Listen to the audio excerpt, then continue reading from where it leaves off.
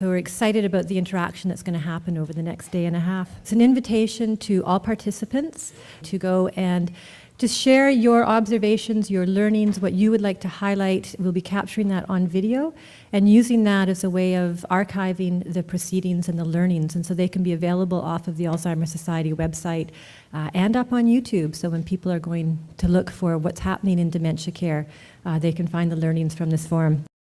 The opportunity I see for all of us is, first of all, the opportunity to learn about the changes that are taking place in Dementia Care and Service here in BC.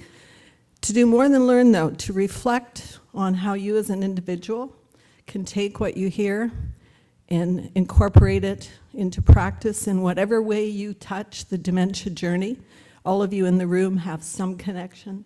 The challenge to us is to not just to learn, but to actually put into practice what we learn. Minister Abbott has been particularly supportive of the Alzheimer Society of B.C. We've seen it time and time again. The work of the Alzheimer Society of B.C. to help British Columbians who are affected by Alzheimer's disease and related dementias is greatly valued.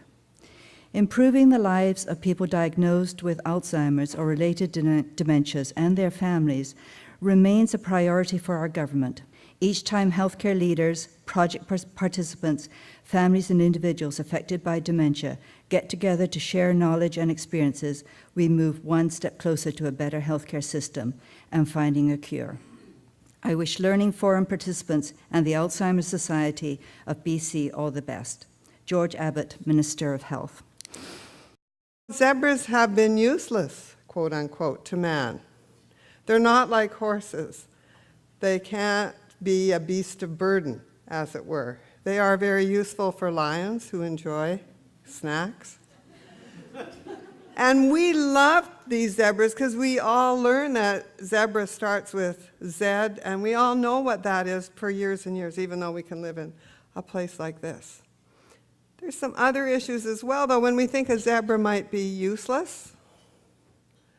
And then I was thinking about some analogies to dementia, and some of the things that we see on a day-to-day basis, and people think these are less than worthwhile people. But you know, they all have attributes. They can repel the tsetse fly.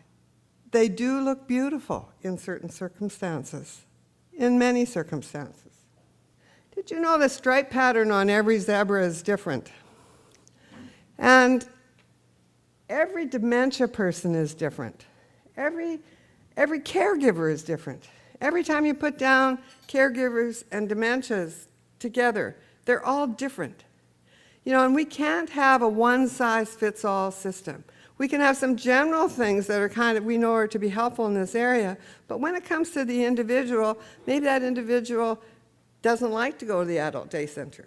Maybe that individual needs a different kind of intervention. So we have to be very much aware of that. Remember, though, the zebra doesn't get bitten by the tsetse fly. So the challenges for all of us are to continuously develop strategies that meet the needs of the individuals, the needs of all those stripes. And as we have a herd of herd of zebras with so many different kinds of stripes, and so we need to be aware of that all the time. And it's one thing to talk about it in those committees, and then it's another thing to say, okay, how can I make this benefit this individual?